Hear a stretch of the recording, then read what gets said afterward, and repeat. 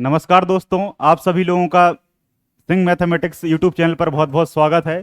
तो आज हम बायोलॉजी की क्लास स्टार्ट करेंगे और बायोलॉजी की क्लास में आज से आपको निरंतर वीडियो मिलते रहेंगे और इन वीडियो के माध्यम से हर एक एग्ज़ाम के लिए आपको यहाँ से साइंस बहुत अच्छे से कंप्लीट होने वाला है। इस सेशन की विशेषता ये रहेगी कि इसमें आपको किसी भी प्रकार का डाटा नहीं छोड़ा जाएगा। आपको जीरो से नहीं बल्कि माइनस लेवल से उठाया जाएगा ताकि सभी बच्चों को हम ले सकें और एक एडवांस लेवल तक हम इस बायोलॉजी को ले जाएंगे और लगभग सभी टॉपिकों को हम यहाँ कवर करेंगे वन बाय वन करके। तो ये जो सीरीज़ है ये निरंतर आपको मिलती रहेगी और ये सभी वीडियो आप अपने जितने भी लोग हैं उन तक शेयर कर दीजिए ताकि जितने भी लोग तैयारी कर रहे हैं सभी लोगों तक ये पहुँच पाए। और ये जो वीडियो रहेंगे सारे ये कांस्टेबल, एसआई, एसएससी, कोई भी एग्जाम हो, आईएएस तक का एग्जाम हो, सभी एग्जाम में ये आपको काम आएगा, कहीं कोई समस्या नहीं रहेगी आपको। इसलिए हम पूरा पढ़ेंगे। आज के समय में जो सिलेक्शन है वो केवल पढ़ने से नहीं होता। आज के समय में सिलेक्शन विषय पर कमांड बनाने से होता है। प्रत्येक विषय पे आप कमांड बनाएंगे तभी आपका सिलेक्शन हो पाएगा।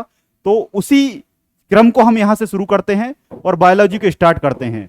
शुरुआत में हम बेसिक फैक्ट लेंगे ताकि आप लोगों का थोड़ा सा सीक्वेंस बन सके, आप रिदम में आ सकें, आपका वार्म अप हो सके और उसके बाद हम फिर एकदम से इस तरीके से विषय में गहराई तक पहुंचेंगे जिससे आपके सारे फैक्ट बहुत आसानी से कंप्लीट होंगे। चलिए तो बिना समय जाए कि ये स्टार्ट करते हैं। तो बायोलॉजी जो विषय है ये बेसिकली साइंस के अंतर्गत आता है। ये बात आप जानते हैं कि जो साइंस सब्जेक्ट है ये साइंस में 3 सब्जेक्ट मुख्यतः एग्जाम में पूछे जाते हैं, जिसमें सबसे इंपॉर्टेंट है आपका बायोलॉजी, दूसरा है आपका केमिस्ट्री और थर्ड है आपका फिजिक्स, जिसे हम भौतिक विज्ञान कहते हैं। ये तीनों सब्जेक्ट साइंस में पूछे जाते हैं हर एक एग्जाम में। और इन तीनों में मुख्य बात यह है कि बायोलॉजी का जो वेटेज है वो सबसे ज्यादा है। बायोलॉजी लगभग हर एक एग्जाम में, मैं किसी एक एग्जाम की बात नहीं कर रहा, हर एक एग्जाम में जो बायोलॉजी है वो 50 से 60% आती है। अगर किसी एग्जाम में जितने भी क्वेश्चन आते हो उसका आप परसेंटेज की मैं बात कर रहा हूं।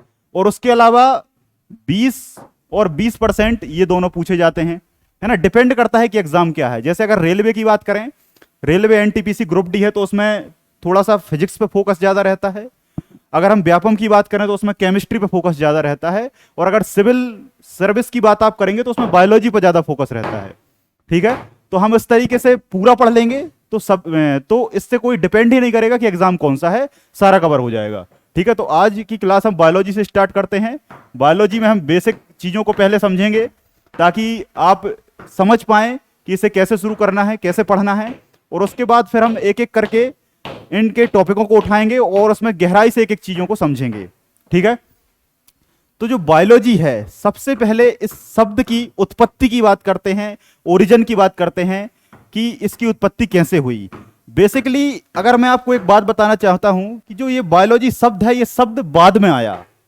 बायोलॉजी जो शब्द है ये शब्द बाद में आया, पहले इस पर कार्य शुरू हो गया था जो कि अरस्तु नामक व्यक्ति द्वारा किया गया था। अरस्तु को आप बहुत अच्छी तरीके से जानते हैं।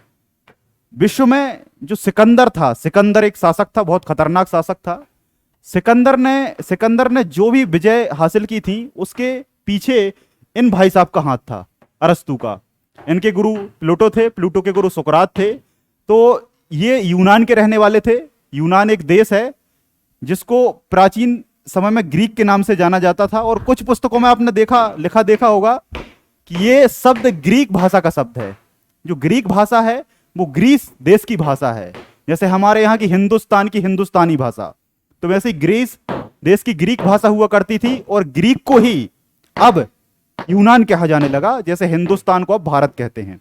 तो वहां के रहने वाले थे और इनकी ही नजर सबसे पहले इस विषय पर पड़ी।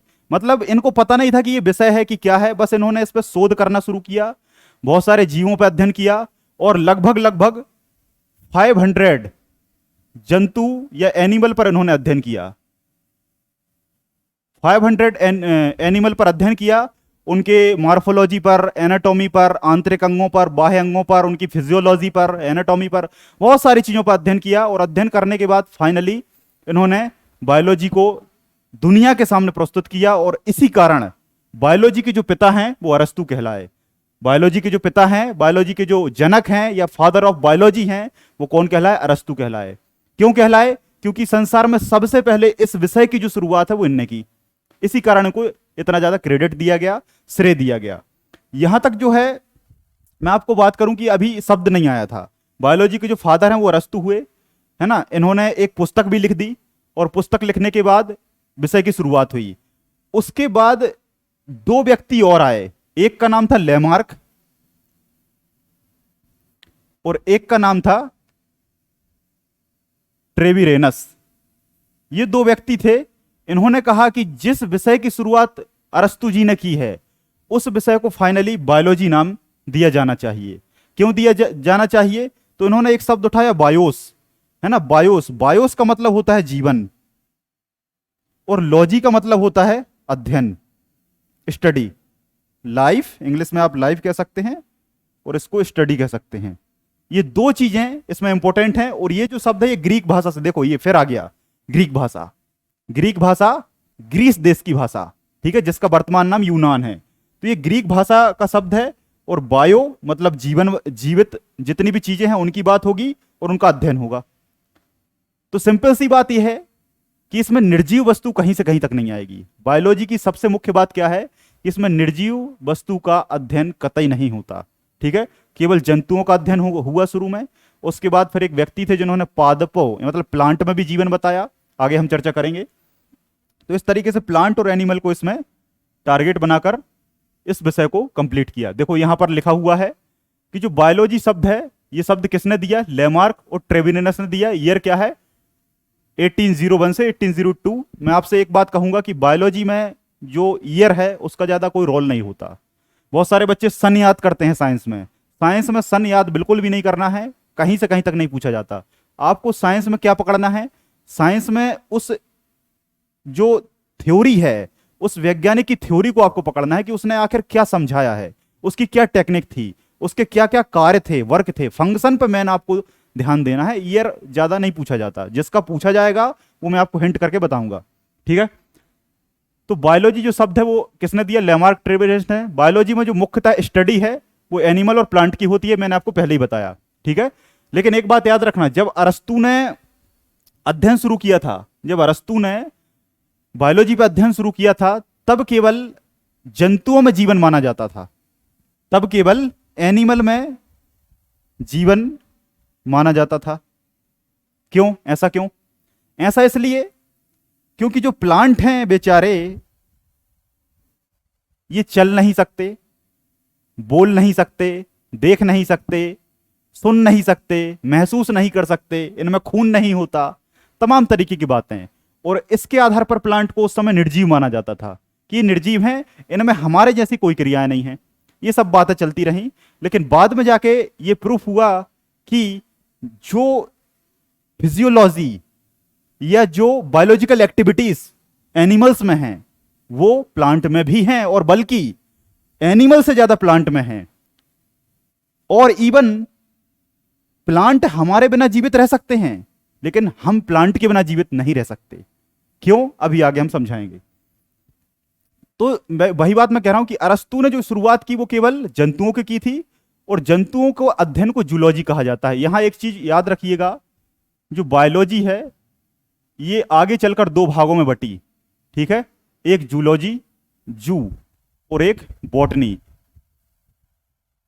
ठीक है। जूलॉजी में जंतुओं का अध्ययन होता है और बॉटनी में वनस्पतियों का अध्ययन होता है, पेड़ पौधों का अध्ययन होता है। पेड़ पौधे बहुत सारे प्रकार के हैं, आगे वनस्पति विज्ञान को भी हम शुरू करेंगे तो उसमें बॉटनी को पूरा समझाया जाएगा। देखो एक चीज मैं बता रहा हूं आपको कि बायोलॉजी में इन दो विषयों को अलग अलग पढ़ा जाता है। बहुत सारे टीचर इनको एक साथ पढ़ा देते हैं। मैं किसी टीचर की बुराई नहीं कर रहा यहाँ पे, मैं बस ये वास्तविकता बता रहा हूं कि इन दोनों को सेपरेट पढ़ा जाता है। पहले हम बायोलॉजी को पढ़ेंगे, फिर उसके बाद बॉटनी को पढ़ेंगे, ताकि दोनों की जो फिजियोलॉजी या बायोलॉजिकल एक्टिविटीज है वो मर्ज ना हो, है ना, कॉन्सेप्ट आपको अलग अलग क्लियर रहें। तो दोनों सब्जेक्टों में एक जूलॉजी है और एक बॉटनी है। जूलॉजी पर अध्ययन अरस्तु ने किया और एक बुक लिखी जिसका नाम था Historia Animalium. Very very most IMP, 7 star इसको आईएमपी डालें। हिस्टोरिया एनिमिलियम जो पुस्तक है ये पूछी ही पूछी जाती है। एक तो कारण क्या है कि ये बहुत मुख्य पुस्तक है, और दूसरा कारण है कि इसमें कंफ्यूजन होता है। इसमें क्या होता है, कंफ्यूजन होता है, और कंफ्यूजन के चलते 90% बच्चे इसमें गलत टिक कर देते हैं। Historia Animalium, Historia Plantarum, Species Plantarum, ये 4-5 पुस्तकों के नाम ऐसे हैं कि जो सेम हैं, जिनमें बड़ा कंफ्यूजन होता है, और ये चारों ऑप्शन में होते हैं, इसलिए इससे क्वेश्चन आने की संभावना ज्यादा रहती है। ठीक है, तो कभी आपसे पूछा जाए कि अरस्तु द्वारा लिखित पुस्तक कौन सी है, तो हिस्टोरिया एनिमिलियम। किस पर लिखी गई है, जंतुओं पर लिखी गई है। कितने जंतुओं का अध्ययन किया था इनने, इनने 500 जंतुओं पर अध्ययन किया था और एक बुक लिख दी थी, और कंप्लीट बुक करने के कारण ही इन्हें बायोलॉजी के पिता का क्रेडिट गया, श्रेय गया। क्लियर। आगे एक व्यक्ति आए जिनका नाम है जगदीश चंद्र बोस। जिनका नाम क्या है, जगदीश चंद्र बोस। मैं यहीं समझा देता हूं। जगदीश चंद्र बोस या जगदीश चंद्र बसु भी इन्हें कहा जाता है, अलग अलग पुस्तकों में अलग अलग लिखा रहता है, कोई समस्या नहीं है। तो जगदीश चंद्र बोस ने कहा कि जिस प्रकार से जीवन जंतुओं में है, एनिमल में है, वैसे ही जीवन प्लांटों में भी है, वैसे ही जीवन प्लांटों में भी है। लोगों ने पूछा कि भाई कैसे है, हमें तो विश्वास नहीं होता, क्योंकि प्लांट चल नहीं सकते, देख नहीं सकते, आंखें नहीं होती, सुन नहीं सकते, जवाब नहीं दे सकते, तो हम इन्हें जीवित कैसे माने। तो जगदीश चंद्र बोस ने काफी सालों तक इस पर शोध किया, प्रयोग किया, एक्सपेरिमेंट किया। बंगाल यूनिवर्सिटी में पढ़ाते थे, प्रोफेसर थे, और काफी ज्यादा डिस्क्रिमिनेशन इनके साथ हुआ करता था अंग्रेजों के द्वारा, अंग्रेजों के समय की बात है। तो उन्होंने छोड़ दिया, यूनिवर्सिटी छोड़ दिया, और अपना घर पे एक प्रयोगशाला बनाकर, लैब बनाकर प्रयोग करते रहे, और एक इक्विपमेंट बनाया, यंत्र बनाया, जिस यंत्र का नाम है कैस्कोग्राफ। ये क्वेश्चन बहुत पूछा जाता है। ठीक है, ये क्वेश्चन बहुत पूछा जाता है कि कैस्कोग्राफ जो यंत्र है, ये किसके द्वारा तैयार किया गया, किसके द्वारा इसको बनाया गया। तो जगदीश चंद्र बोस ने इस कैस्कोग्राफ को बनाया। करता क्या है ये, करता क्या है, तो करता कुछ नहीं है, इसने प्लांट की सारी जीवित क्रियाओं को बताया। इसको प्लांट के सामने रखा गया, इस यंत्र को। जैसे मान लो कोई ये प्लांट है, ठीक है, इसके सामने इस यंत्र को रखा गया, तो इससे कुछ क्या है, तरंगें निकलती हैं, और ये तरंगें क्या है, इस पूरे प्लांट को डिटेक्ट कर लेती हैं कि भाई प्लांट में पेरेन्काइमा सेल क्या कर रही है, कोलिनकाइमा क्या करता है, जाइलम का क्या रोल है, फ्लोएम का क्या रोल है, स्टेम कैसे डेवलप करता है, सूट मॉडिफिकेशन कॉन्सेप्ट क्या कहता है, ट्यूनिका कार्पस थ्योरी क्या है, जेसी बोस थ्योरी क्या है, बहुत सारी चीजें वो पूरी ऑब्जर्व करके इसने बता दी।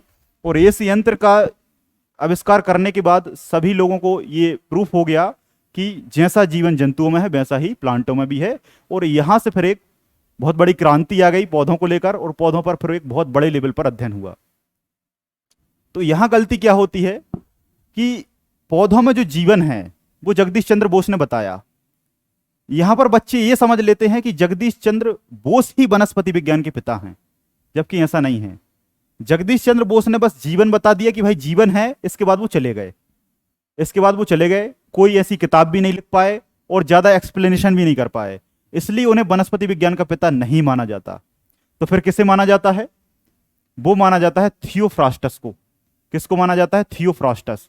तो वनस्पति विज्ञान के पिता अगर आपसे पूछें तो वो कौन है, थियोफ्रास्टस हैं, जिन्होंने कौन सी बुक लिखी, हिस्टोरिया प्लांटेरम। कौन सी पुस्तक लिखी, हिस्टोरिया प्लांटेरम। इसको भी आप वेरी वेरी मोस्ट आईएमपी डालें, ठीक है। सिंपल सा है, प्लांट पर लिखी पुस्तक प्लांटेरम, एनिमल पर लिखी पुस्तक एनिमिलियम, है ना। एनिमल और प्लांट तो आप जानते ही हैं, कोई समस्या नहीं है। दोनों में हिस्टोरिया लगा है, क्योंकि ये पुरानी बात है। हिस्ट्री मतलब पुरानी बात, ऐतिहासिक बात है ना। ये आज की बात थोड़ी है, बहुत आज से लगभग 2000 साल पहले की बात है ना। जो अरस्तु हैं वो 323 से 26 बीसी के आसपास इन्होंने रिसर्च किया था, है ना। किसका, बायोलॉजी का। बॉटनी शब्द का हम थोड़ा सा जिक्र करें यहां। बॉटनी जो शब्द है ये बास्कीन शब्द से बना है। कौन सा शब्द, एक शब्द है बास्कीन। अब आपके दिमाग में चल रहा होगा ये बास्कीन क्या है, ठीक है। तो हर एक देश की अलग अलग भाषा होती है। तो जो बास्कीन शब्द है, इस शब्द से बॉटनी शब्द की उत्पत्ति हुई है, ठीक है। अब आप कहेंगे इस बास्कीन का मतलब क्या होता है। इस बास्कीन का मतलब होता है चरना। ये बात तो आप जानते हो, ये हमारा भारतीय शब्द है। ये हमारा भारतीय शब्द चरना। अब आप मुझे ये बताओ कि चरना मतलब होता है खाना, ये थोड़ा सा बुंदेलखंडी शब्द हो जाता है। चरना मतलब होता है खाना, ठीक है। जानवर जब खाना खाते हैं तो उसको चरना बोला जाता है। तो खाना, जो जानवर खाना खाते हैं वो किसको खाते हैं? जानवर जब चरते हैं तो किसको खाते हैं? ये बात आप जानते हैं कि किसको? पौधों को। ये बात आप जानते हैं कि जब जानवर कोई भी चीज खाते हैं तो वो किसे खाते हैं? पौधों को। तो यहीं से एक कॉन्सेप्ट निकल कर आया कि जो जानवर हैं वो पौधों को चरते हैं, और इस चरने को क्या कहा जाता है? बास्कीन कहा जाता है। और ये बास्कीन ही कालांतरण में परिवर्तित होकर, बदलकर बास्कीन से बॉटनी हुआ। बास्कीन से क्या हुआ? बॉटनी हुआ। और बॉटनी शब्द का यहां पर उत्पत्ति हो गई, ठीक है। ये भी ग्रीक भाषा का शब्द है। एक बात और समझिएगा, संसार में तमाम तरीके के जितने भी विषय हैं, है ना, अधिकांशतः वो सारे ग्रीक देश से ही उत्पन्न हुए हैं। ग्रीक देश क्या है, शुरुआत से ही यहाँ पर जो लोग हैं वो काफी बुद्धिमान लोग रहा करते थे, ठीक है। और वो ज्ञान पीढ़ी दर पीढ़ी अगली जनरेशन में ट्रांसफर होता रहा, और अधिकांश सब्जेक्टों को यहाँ पर क्या है, ओरिजिन हुआ। देखो ये वाला कॉन्सेप्ट को आपको स्टार बना लेना है। पौधों में जीवन को किसने बताया? जगदीश चंद्र बसु ने 1917 के आसपास। सन इंपॉर्टेंट बिल्कुल नहीं है, लेकिन ये नाम आपको कभी नहीं भूलना है, ठीक है। वनस्पति विज्ञान के पिता थियोफ्रास्टस, और पौधों में जीवन किसने बताया? जगदीश चंद्र बसु। दोनों को बहुत अच्छे से आपको यहां क्लैरिफाई करना है। हाँ, एक चीज और बताना मैं भूल गया। आप जब क्लास स्टार्ट करेंगे तो आपको कॉपी पेन लेकर बैठना है। कॉपी पेन लेकर आप नहीं बैठेंगे, आप जीवन भर पढ़ते रहें, आपका सिलेक्शन नहीं होगा, ना ही उस सब्जेक्ट पे आपकी कमांड बन पाएगी। ऐसा क्यों? क्योंकि आप वीडियो देखेंगे, 2-5 मिनट देखेंगे, उसके बाद आप स्किप करेंगे। और सबसे बड़ी बात, बिना कॉपी पेन के पढ़ाई में कभी मन नहीं लगता। एक दिन आप बिना कॉपी पेन के पढ़ के देखिए, और एक दिन आप वीडियो के साथ नोट्स बना के पढ़िए, आपको बहुत अंतर समझ में आएगा। आपका एक सेकंड भी जाया नहीं जाएगा, आप परमानेंट लिखेंगे। और एक बार में किसी को याद नहीं होता, एक बार में मुझे भी याद नहीं हुआ था, किसी को भी नहीं होता। कोई दूसरे मंगल ग्रह से नहीं आया है, सभी इसी ग्रह के हैं। बस आपको नोट्स बनाना है, और उस नोट्स की प्रैक्टिस आपको एग्जाम के टाइम जब आप करेंगे तो वो चीज आपको बिल्कुल क्लियर हो जाएगी, ठीक है। तो इस बात का बिल्कुल इंपॉर्टेंट ध्यान रखिएगा, ठीक है। अब कुछ और भी वैज्ञानिक हैं जिन्होंने अलग अलग, देखो अब यहां तक क्या है, यहां तक जो मेन सब्जेक्ट हैं उन मेन सब्जेक्टों पर बात हो गई। मेन सब्जेक्टों की जो एक्सप्लेनेशन है वो अलग अलग वैज्ञानिकों ने कर दिए। उसके बाद क्या हुआ कि जो ये जो शब्द हैं, ये जो विषय हैं, जैसे मान लो बायोलॉजी को ही हम रख लेते हैं एग्जाम्पल के तौर पर। ये जो बायोलॉजी है इसमें भी बहुत सारी अलग अलग क्या है, ब्रांचें ढूंढ ली गई। ऑब्वियसली सी बात है, जब भी कोई काम होता है तो वो काम अगर निरंतर होता रहे तो उसमें स्टेप बाय स्टेप बहुत सारी चीजें मिलती जाती हैं। जैसे पहले जब हम पढ़ाया करते थे तो हम चाक से पढ़ाते थे, चाक है ना, चाक हुआ करता था। फिर धीरे धीरे और अच्छी चीजें आई, फिर धीरे धीरे मार्कर आया। मार्कर के बाद आज आप देख रहे हैं, इसके पहले एक और बोर्ड आया करता था, वो शायद आपने नहीं देखा होगा, है ना, वो उसका ट्रेंड ज्यादा नहीं रहा, है ना, स्मार्ट बोर्ड कहते थे। उसके बाद अभी डिजिटल बोर्ड आया है। इसके बाद भविष्य में कुछ और अपडेट हो जाएगा। तो ये लगातार अपडेट हर एक क्षेत्र में चलता है। वैसे ही विषय में क्या हुआ कि पहले बायोलॉजी के बारे में चर्चा हुई, उसके बाद कुछ वैज्ञानिक इसमें अंदर गए, और उसके बाद देखा कि यार बायोलॉजी में हम और क्या क्या एक्सप्लेन कर सकते हैं, और इसमें क्या क्या चीजें हम रिसर्च कर सकते हैं। तो वो अलग अलग रिसर्च करके क्या है, अलग अलग ब्रांचें बनी, और जिनके अलग अलग फादर कहलाए, ठीक है। बहुत सारे हैं, लेकिन इंपॉर्टेंट जो है वो मैंने अभी यहां लिए हैं। जब आप हमारे ऐप पर हमारी ये क्लास देखेंगे तो वहां आपको पूरा डिटेल से समझाया जाएगा। सिंग मैथमेटिक्स का एक ऐप है, उस ऐप को आप इंस्टॉल करें गूगल प्ले स्टोर से, और उस प्ले स्टोर पर आपको जो भी क्लास मिलेगी वो बहुत बड़े लेवल से मिलेगी। इतना डाटा होगा कि जितना आपने कभी देखा भी नहीं होगा, ना सुना होगा। और सीधी सी बात यह है कि कुल मिला के अगर आप उससे पढ़ लेंगे तो आपका कोई भी एग्जाम से क्वेश्चन बाहर नहीं जाएगा, और कोई भी टॉपिक समझ में ना आए ऐसा हम होने नहीं देंगे। समझ में आपको आएगा, नहीं आएगा कमेंट करिए, उस पर फिर से आपको समझाया जाएगा, उसका एक्सप्लेनेशन आपको कमेंट में दिया जाएगा। पूरी तरीके से हम आपको आपके साथ हैं और समझाने की कोशिश करेंगे। तो यहां पर वनस्पति विज्ञान के जो पिता हैं वो मैंने आपको बता दिए। फिर वनस्पति विज्ञान पर थोड़ा सा और आगे बात हुई, तो यहां पर एक क्वेश्चन आ जाता है कि वनस्पति विज्ञान के पिता तो हैं, लेकिन वो कहां के हैं? भारतीय। ये शब्द अलग से जोड़ दिया जाता है और क्वेश्चन बच्चे गलत कर देते हैं, ठीक है। अब देखो, वनस्पति विज्ञान के पिता थियोफ्रास्टस। लेकिन भारतीय वनस्पति विज्ञान के पिता, आंसर बदलेगा। जीएस में और साइंस में यही सबसे बड़ी समस्या है, एक शब्द जुड़ता है और आंसर वो बदल जाता है। लेकिन क्या है, बच्चे बस यही पढ़ लेते हैं और वो कहते हैं कि यार हमने तो सही लगाया था, हमने तो थियोफ्रास्टस ही लगाया था। लेकिन भाई साहब आपने पहले नहीं देखा उसने क्या जोड़ दिया। तो जब भारतीय अगर जुड़ जाए तो आंसर क्या आएगा, विलियम रॉक्सबर्ग। आंसर क्या आएगा, विलियम रॉक्सबर्ग। आप कहेंगे ऐसा क्यों? तो ये देखो, ये पूरे वर्ल्ड लेवल पे एक्सप्लेन किया इन्होंने। लेकिन ये जो वैज्ञानिक हैं ये भारतीय हैं। ये वैज्ञानिक कहाँ के हैं, भारतीय हैं। अब आप कहेंगे कि सर ये नाम तो भारतीय लग ही नहीं रहा कहीं से कहीं तक। तो भाई हमारे देश में दूसरे देशों के लोग इतने रहे हैं कि मैं आपको बता नहीं सकता।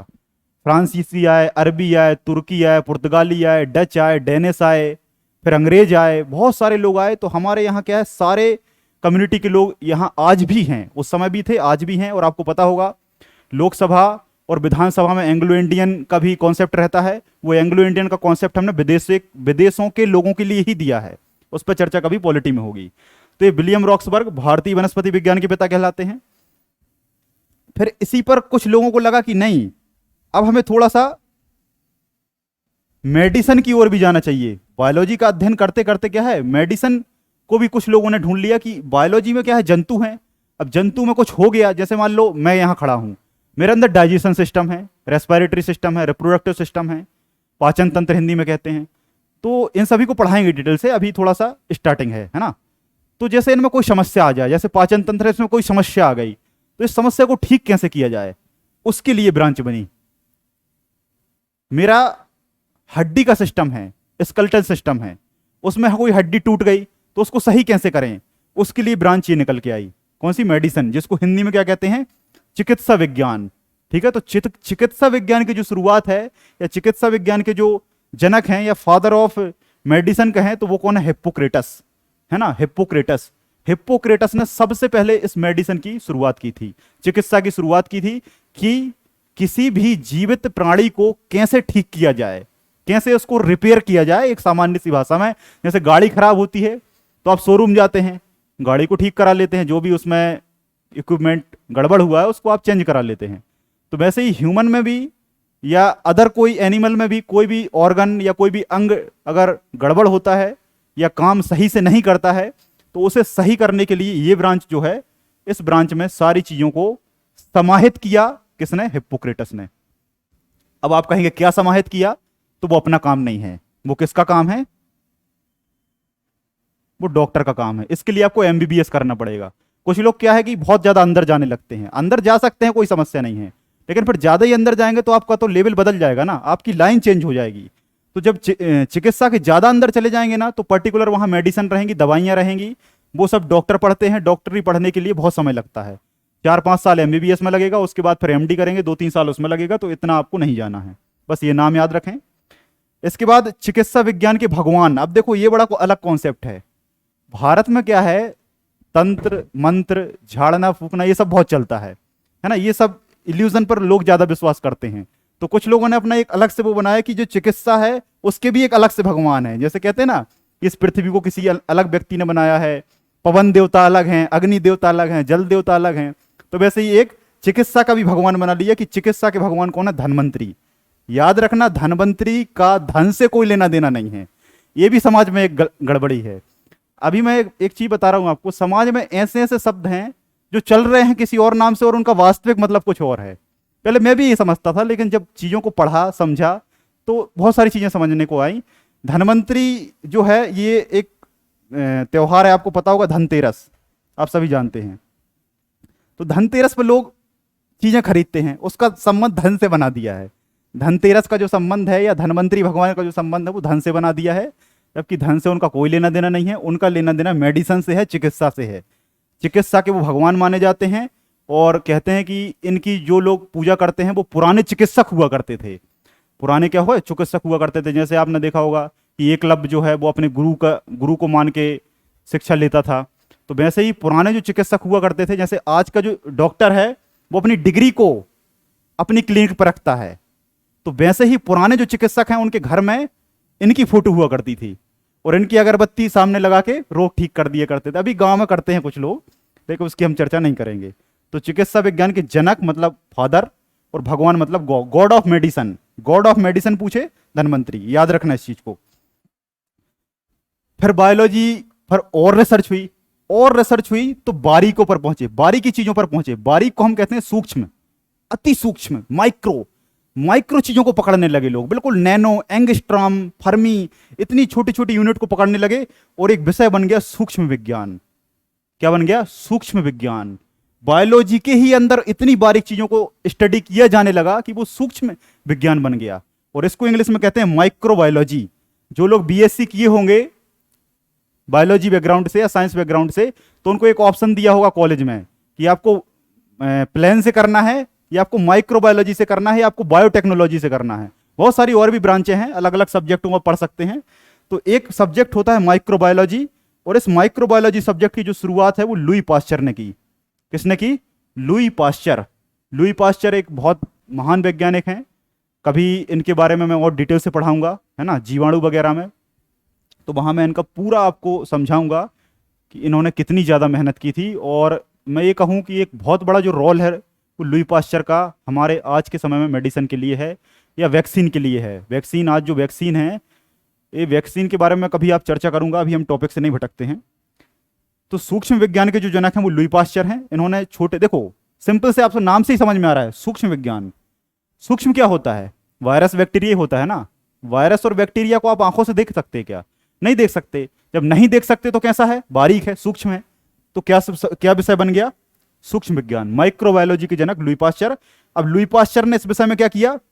बहुत सारे बैक्टीरियों का अध्ययन किया, बहुत सारे वायरसों का अध्ययन किया, कैसे वो वायरस काम करते हैं, बैक्टीरिया काम करते हैं, क्या होता है क्या नहीं होता, उनकी सेल वॉल क्या होती है, उनका जो डीएनए है वो कैसा होता है, कैसे वायरस बैक्टीरिया को मारा जा सकता है, कैसे उससे रोग ठीक किया जा सकता है, कौन से बैक्टीरिया से कौन सा रोग होगा। इस सब का भी एक सेशन आएगा, उस सेशन में उस सबको पढ़ा दिया जाएगा, है ना। सारे आएंगे, घबराने की बात नहीं है, पूरा डिटेल से पढ़ेंगे। प्रतिजैविक, एंटीबायोटिक। एंटीबायोटिक के भी जनक हैं जिनका नाम है अलेक्जेंडर फ्लेमिंग, है ना। यहां थोड़ा सा मिसप्रिंट है, इसको फ्लेमिंग कर लेना, ठीक है, और इसको यहां प्रतिजैविक कर लेना। ये प्रतिजैविक, प्रतिजैविक को क्या कहते हैं? एंटीबायोटिक। एंटी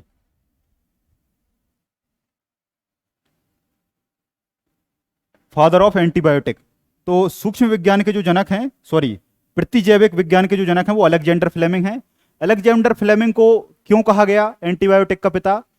क्योंकि संसार में सबसे पहला जो एंटीबायोटिक मेडिसिन है वो इन्हीं ने ढूंढा, बहुत ज्यादा मेहनत करके। एक